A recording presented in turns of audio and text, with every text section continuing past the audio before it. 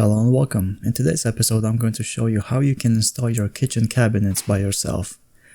So as you guys know, this house is 720 square feet and this is the little kitchen that I'm putting together. So I'm going to show you how this goes with the upper cabinets in today's episode. And if you are curious, as what we do on this channel, these are the prices. So the total price for this was $1,607.45 plus tax, as you see. And that included not only my kitchen that you're going to see in this episode and the next episode, that also included my bathroom cabinets. So right now what you see me doing on the screen is marking the safe spots where I do not want to put the nail holes in.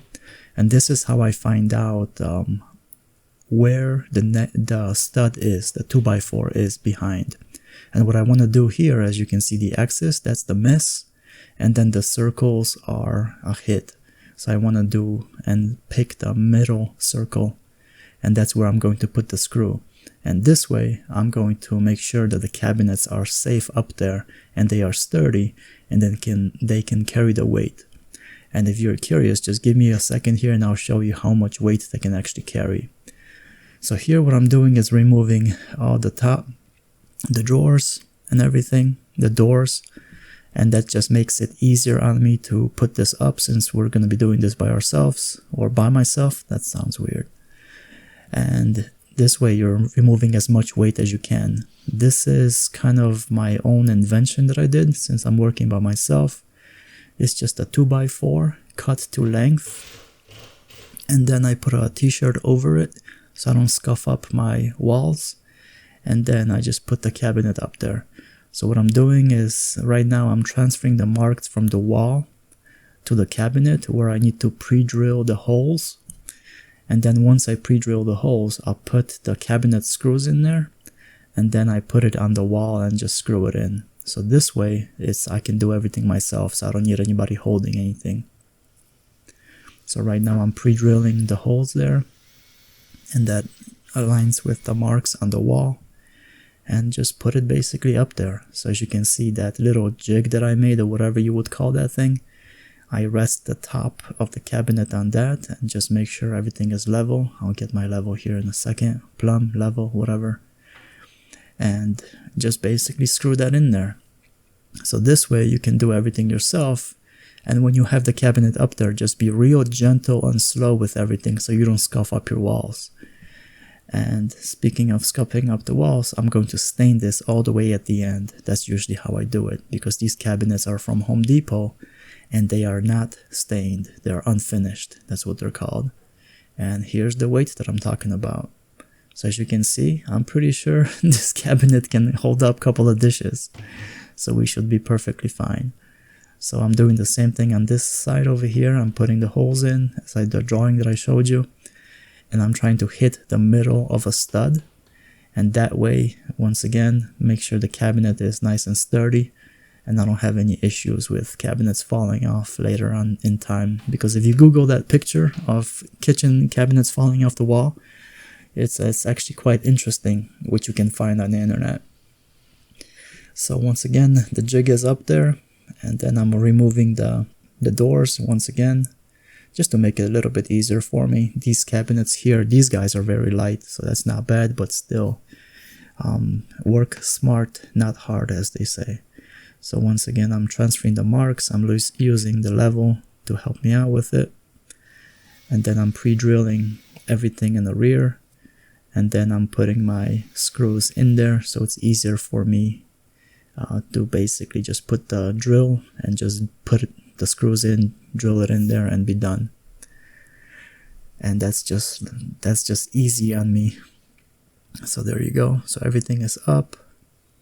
I mean, the screws are in, so now all I have to do is just put it up there and screw it in there, and basically the second cabinet is going to be up. So that's how easy it is. So every single one of you guys can do this. If you look at me, if you look at my frame, I am not a big guy. I am not a strong guy, like I keep saying. So hell, I'm not even all that smart. But you get it done. And see, I'm using my leg right now to prop it up as well. As you can see, my knee kind of being angled. But that's it. You screw it in there and just make sure everything is even with cabinets as you're going along.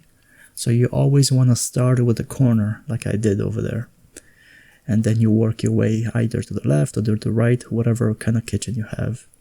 And this little baby cabinet, it's a 12-inch cabinet by 30. It holds up weight as well. So this is going to be the pattern basically for the whole install here.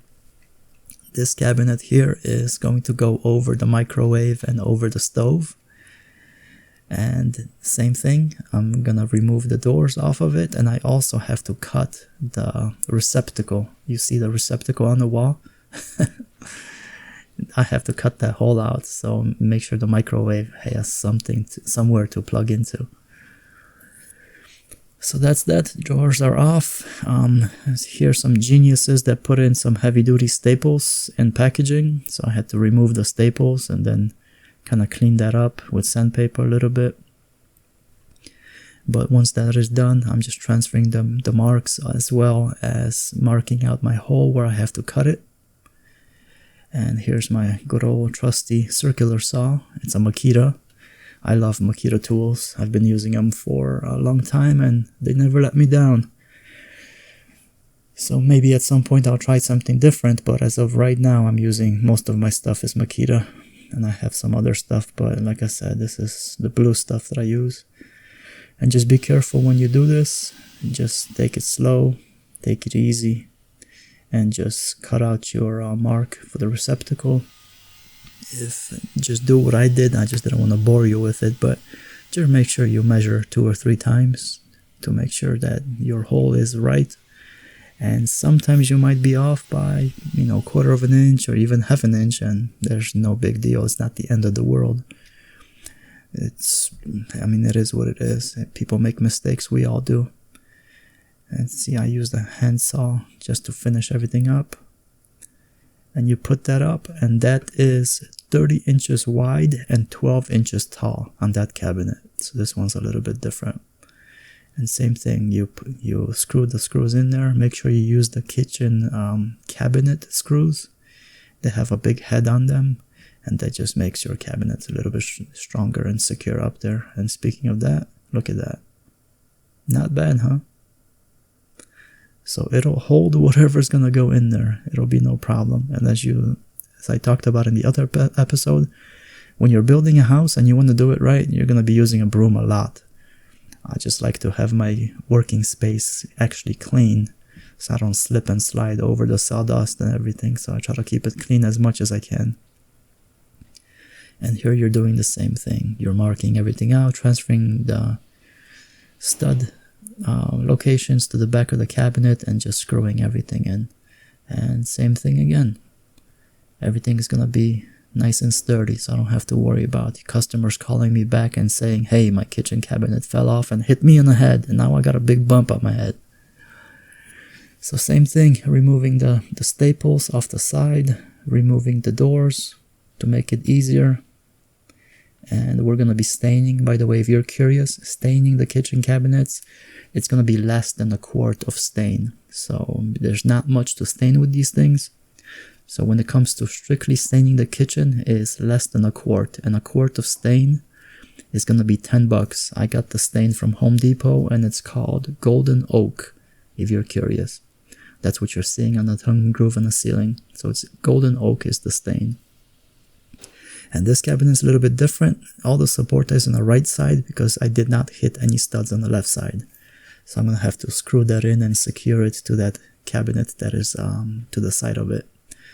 And here's the heavy boy, the big boy. And that thing's got some weight to it. I don't know how much exactly it weighs, but it's definitely got some weight to it.